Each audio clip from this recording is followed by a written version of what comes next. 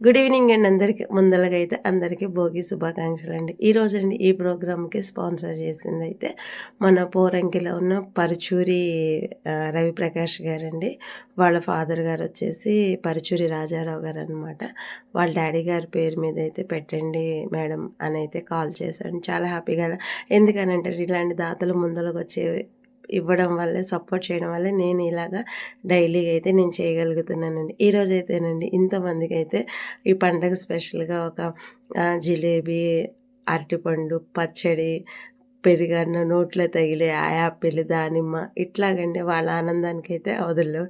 ఎందుకనంటారు పండగ పూట ఎవ్వరు రారమ్మా, ఎవరు పెట్టరు, ఎదురు చూస్తూ ఉన్నాము అంటే నేను చెప్పాను కదండీ! నేను ఈ పండగకి ఏ ఊరు ఎళ్ళను, ఇక్కడే ఉంటాను అని.